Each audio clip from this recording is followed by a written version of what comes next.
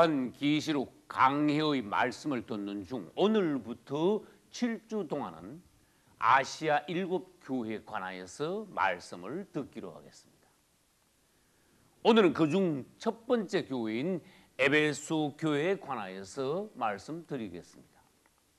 약 2000년 전 소아시아 지방에는 7교회가 있었습니다. 그중 에베소 교회가 첫 번째 교회였습니다.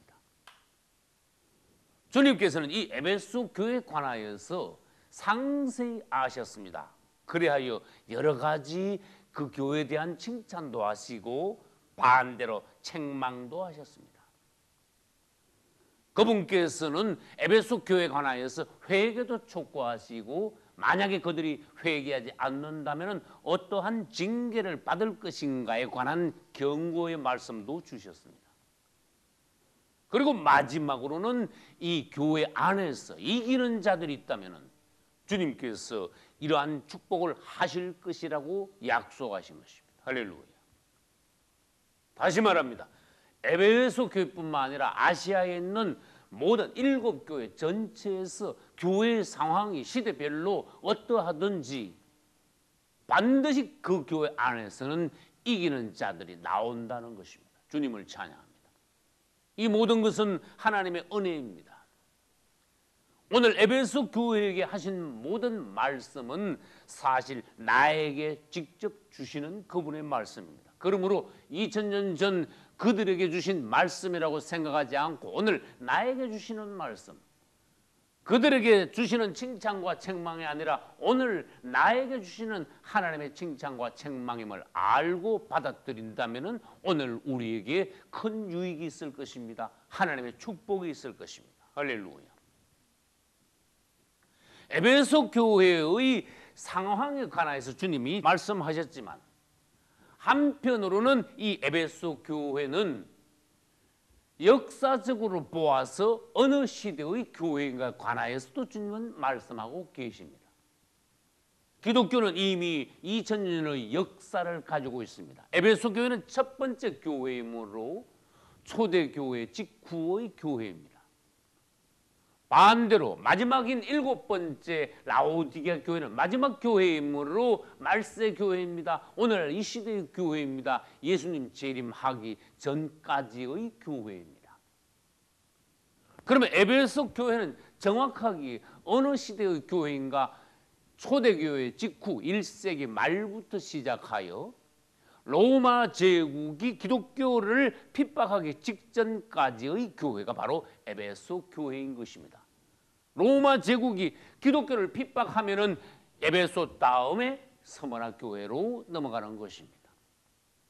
이제 우리는 주님께서 에베소 교회에 관하여서 그분 자신을 어떻게 소개하시는가부터 보기로 하겠습니다. 예수님은 누구십니까? 에베소 교회 앞에 오실 때 그분은 누구시며 또한 스무나 교회와 버가모, 두아디라, 사대 빌라델비아 그 다음에 마지막으로 라오디게아 교회 앞에 오시는 주님은 누구신가? 교회의 상황이 어떠하냐? 또한 그들의 믿음이 어떠하냐에 따라서 주님은 각각 다른 모습으로 오시는 것입니다. 오늘날 우리에게도 마찬가지입니다. 우리의 상황이 어떠하냐? 우리의 믿음이 어떠하냐? 모든 상황에 따라서 그분이 우리에게 오실 때는 각각 다른 모습으로 오십니다. 그리하여 성경에는 예수님의 이름이 수백 가지가 되는 것입니다. 주님을 찬양합니다. 이제 2장 1절에서 에베소 교회 앞에 오신 주님은 자신을 소개하시기를 오른손에 7별을 붙잡고 7 금초대 사이를 다니시는 분이시라고 말씀하셨습니다. 이것은 1장 20절로 올라가면 이 말씀을 해석하고 계십니다. 오른손에 7별을 붙잡고 계신데 그 7별은 7교회의 사자요. 할렐루야. 7 금초대는 7교회니라. 할렐루야. 주님의 기뻐하시는 사자, 즉 주의 종들을 별에 비유하였습니다. 이 시대에 하나님께서 인정하시는 교회를 금초대에 비유하셨습니다. 오늘날 우리는 그분의 별이 되어야 하며 오늘날 우리가 속해 있는 교회마다 그분이 인정하시는 금초대가 되어야 합니다. 별도 금초대도 모두 빛나는 것입니다. 이제 그분은 에베소 교회를 향하여 칭찬도 하시고 책망도 하십니다. 2장 2절과 3절에서 주님은 내가 너의 어떠어떠한 것을 알고 또 어떠어떠한 것을 아노라고 말씀하십니다. 여러분, 이 말씀을 듣고 놀라지 않을 수 없습니다. 우리 자신도 우리에 관하여서 다 모를 때, 잘 모를 때 그분은 우리의 가장 깊은 것과 가장 중요한 것에 관하여서 먼저 알고 계신다는 것입니다. 그리고 지적하고 계신다는 것입니다. 그리고 칭찬도 하시며 책망도 하신다는 것입니다. 주님은 에베소 교회를 대하여서 6가지 칭찬을 하셨습니다. 첫째, 그들의 행위와 둘째, 그들의 수고와 셋째, 그들의 인내에 관하여서 먼저 칭찬하셨습니다. 그들의 행위는 어떠합니까? 주님을 위해 많은 일을 하면서 그들이 게으르지 않고 열심을 다했다는 것입니다. 할렐루야. 우리는 에베소 교회가 무엇을 어떻게 잘하여 주님께 칭찬을 받았는가? 오늘날 우리도 과연 어떠해야 되는가 배워야 합니다. 둘째, 그들의 수고에 관하여 그분은 칭찬했었습니다. 에베소 교회는 영육간에 많은 짐들을 가지고 있었는데 그들은 그것을 감당해내면서 수고를 아끼지 않았다는 것입니다. 셋째, 그들은 인내했다고 했습니다. 고난과 핍박과 가난을 잘 견디면서 그분을 향한 믿음을 버리지 않고 인내하면서 신앙을 지켰다는 것입니다. 그래서 그분은 칭찬하셨습니다. 오늘날 우리 그리스도인들도 이 정도 되기가 쉽지 않다는 것을 우리는 인정해야 합니다. 거기다 더하여 그분은 또 칭찬하셨습니다. 에베소 교인들이 악한 자들을 용납지 않았다고 하셨습니다. 사단에 속한 자들이 에베소 교회는 발붙이지 못했다는 것입니다. 다섯 번째는 그들이 거짓 사도들을 시험하였다고 했습니다. 시험했다는 것은 뭡니까? 이리저리 알아보고 그들을 쫓아냈다는 것입니다. 거절했다는 것입니다. 이것을 보아 에베소 교회는 영적으로 분별력이 있었다는 것입니다. 대단히 훌륭한 것입니다.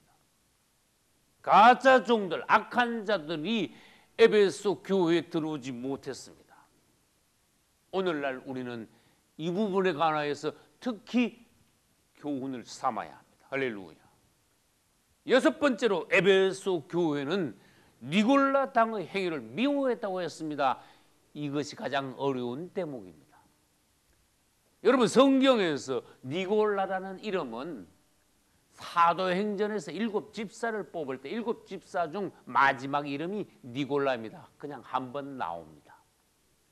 그런데 그 니골라와 이 니골라가 같으냐 틀린 사람이냐 그것은 우리가 알 수 없습니다. 왜? 그냥 여기서 니골라 당의 행위라고 말씀하시고 뒤에 가면 니골라 당의 교훈이라고 말씀하고만 계시니까 이 니골라가 누구냐 무슨 짓을 어떻게 했기 때문에 하나님께서 니골라 당의 행위와 교훈을 미워하시는가 우리는 알 수 없다는 것입니다.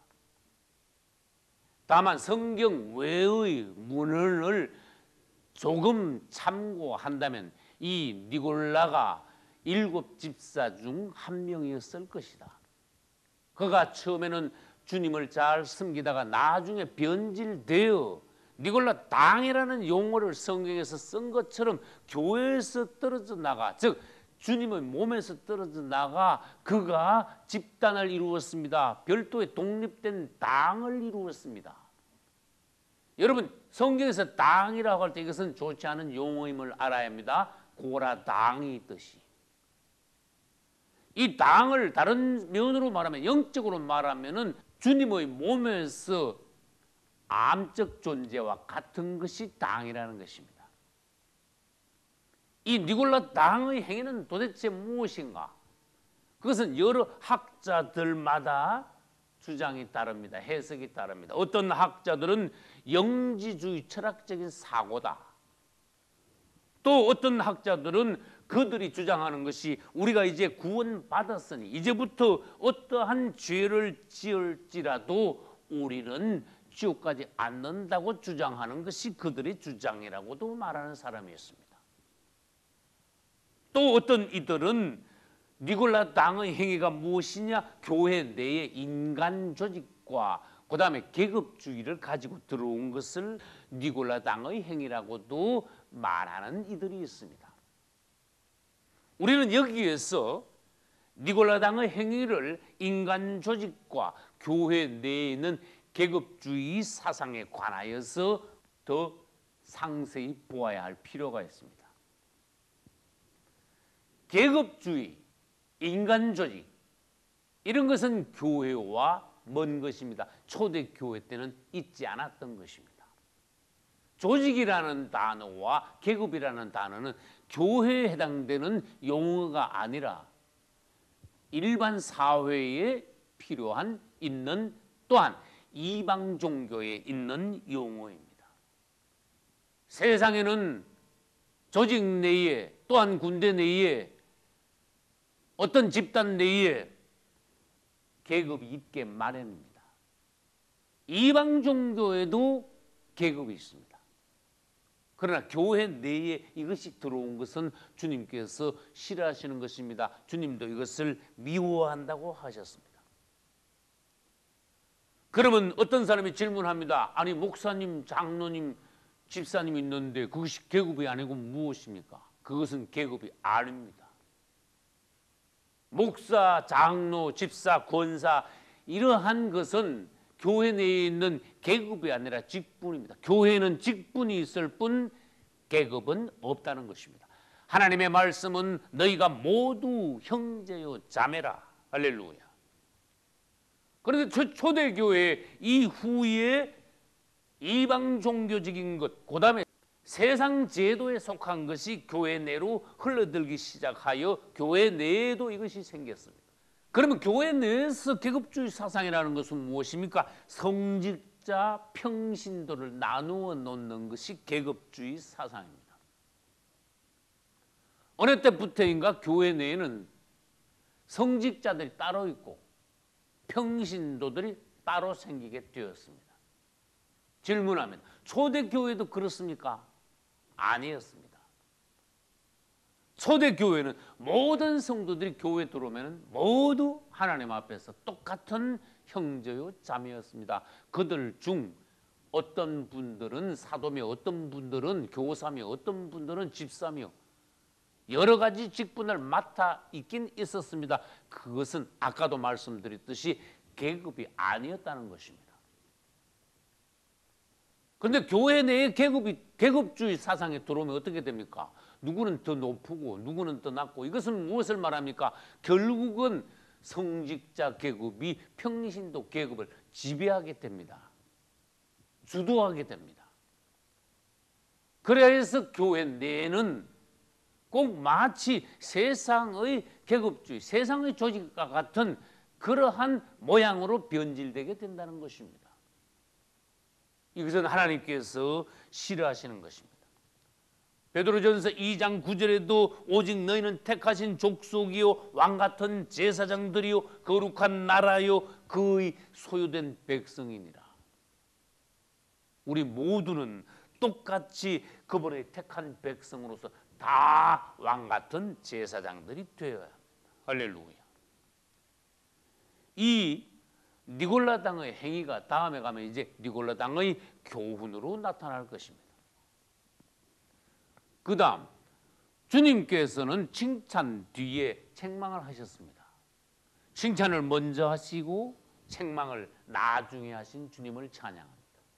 그분은 이제 2장 4절에 들어가서 칭찬 다음에 책망을 하실 때 그러나 하고 말씀하셨습니다. 네가 이것도 잘하고 저것도 잘하는도다. 내가 너의 이것을 잘하고 저것을 잘하는 것을 보니 내 마음이 기쁘도다. 그러나 너에게 내가 책망할 것이 하나 있으니 네가 나의 책망을 들었다오. 주님은 온유한 마음으로 그들에게 책망을 듣기를 권면하시는 것입니다. 그 책망의 내용이 무엇입니까? 2장 4절에 있습니다. 너의 처음 사랑을 버렸느니라. 그분이 말씀하시는 것은 대단히 중요한 것입니다. 그분은 변두리의 것을 말씀하시지 않습니다. 그분은 부차적인 것을 말씀하시지 않습니다. 가장 중요한 것을, 핵심을 말씀하고 계시는 것입니다. 에베소 교회에서 가장 중요한 것이 무엇입니까? 첫사랑을 지키는 것이었는데 저것은 잘하지만 가장 중요한 첫사랑은 잃어버리고 말았다는 것입니다. 주님이 원하시는 것이 무엇입니까? 앞에 칭찬한 6가지 이것보다 그분이 바라시는 것은 첫사랑을 계속 간직하는 것이었습니다. 할렐루야. 오늘날 우리가 이것을 명심해야 합니다. 우리가 예수 그리스도를 믿고 교회 생활을 하면서 이것도 잘하고 저것도 잘하고 열심을 내고 부지런하고 주님을 위하여 충성하고 봉사하고 헌신하고 누가 보아도 저 사람 믿음이 최고인 것 같다 하더라도 그분이 원하시는 것은 무엇입니까? 우리가 그분을 사랑하고 그분을 믿을 때 처음 뜨거웠던 그러한 열심, 주님을 향한 첫사랑을 계속 간직해야 그분이 가장 기뻐하신다는 것입니다. 그것이 가장 큰 것이요 가장 중요한 것이라는 것입니다. 할렐루야. 에베소 교회가 겉보기에 잘못된 것이 무엇이 있습니까? 없었습니다. 그들은 열심도 있고 인내하고 분별력도 있고 누가 보아도 나무랄 데 없는 최고의 교회 같았습니다. 초대 교회의 외형은 그대로 갖추고 있는 것이 에베소 교회였습니다. 겉보기에는 에베소 교회는 사도들이 모두 다 살아있던 초대 교회의 모습을 그대로 닮았습니다. 그러나 알맹이가 문제라는 것입니다. 그 속을 들여다 보니 바깥으로는 모두 다 잘한 것 같지만 속에 그분의 사랑, 그분을 사랑하는 마음이 어느덧 식어져 버리고 말았다는 것입니다. 시집간 여자가 있다 합시다. 부부가 서로 사랑함으로써 결혼합니다. 그러나 자녀들을 하나 둘 낳고 난 이후에 이 여자가 이제는 살림하고 아이들 돌보는데 정신이 없다 보면은 남편에 대한 첫사랑을 어느덧 잊어버리는 수가 있습니다. 식어버리는 수가 있습니다. 그것이 문제라는 것입니다. 아무리 여자가 살림을 잘하고 아이들을 잘 돌본다 하더라도 그 여자에게 가장 중요한 것은 무엇입니까? 처음 사랑과 똑같이 남편을 사랑하는 것이 제일 중요한 것이라고 주님은 가르치고 계십니다. 할렐루야. 1세기 후반에 들어서 벌써 기독교는 첫사랑을 잃어버리고 껍데기만 남기 시작했다고 주님은 말씀하셨습니다. 이처럼 빨리 교회가 변질되어 갔다는 것입니다. 이것은 마치 무엇과 같습니까? 이스라엘이 애굽에서 나와 홍해를 건널 때는 그들은 놀랐습니다. 주님을 가장 높이 찬양했습니다. 홍해의 기적을 본 그들은 주님이 살아계심을 절대로 믿고 주님을 가장 높이 찬양했습니다. 그러나 그들이 광야길을 3일 가자 그 길이 너무나 열악하여 너무나 고생스러워 그들은 당장 하나님께 불평, 불만을 쏟아내기 시작했습니다. 벌써 그들은 내리막을 3일 만에 만난 것입니다. 여호수아서를 보십시오. 여호수아를 통하여서 이스라엘은 가나안을 정복했습니다. 할렐루야. 그러나 여호수아가 죽고 나자 이스라엘은 그들에게 하나님께서 가나안 땅을 분배해 주실 때의 감사와 찬송은 어디로 가고 바로 내리막을 만나 사사시대가 오고 말았던 것입니다. 이스라엘의 전성기는 다윗과 솔로몬 시대였습니다. 그러나 솔로몬 후기 때부터 이스라엘은 급속하게 타락했습니다. 그래야 결국 BC 586년에 이스라엘 전체가 다 멸망당하고 말았습니다. 사람이 이렇다는 것입니다. 급속히 쉽게 변질되는 것이 사람이라고 주님은 가르치고 계시는 것입니다. 에베소 교회도 마찬가지입니다. 초대교회 이후에 1세기 후반에 벌써 에베소 교회는 사랑을 잃어버리고 그분을 향하여 뜨거운 것을 없고 외식적으로 행동만 남아 있었습니다. 형식만 있었습니다. 오늘날 이러한 유형의 교회와 그리스도인들이 많다는 것을 주님은 보여주고 계시는 것입니다. 첫사랑을 잃어버릴 때 교회와 성도는 타락하기 시작한다는 것을 우리는 알아야 합니다. 그러면 에베소 교회에서 이기는 것은 무엇입니까? 첫사랑을 계속 간직하는 것, 지키는 것이 바로 이기는 것입니다. 할렐루야. 질문합니다. 첫사랑이 뭡니까? 가장 좋은 것, 가장 순수하고 신선하면서 가장 뜨거운 사랑이 첫사랑입니다. 첫사랑을 지키는 성도가 이 땅에서 가장 보배로운 성도라는 것입니다. 할렐루야. 그분이 어떤 분이길래 우리가 그분을 첫사랑으로 섬기지 않겠습니까? 우리가 식어버린 사랑, 형식적인 사랑으로 그분을 사랑할 수 있습니까? 주님은 가장 귀한 사랑으로, 가장 열렬한 사랑으로 사랑받으실 분이십니다. 할렐루야.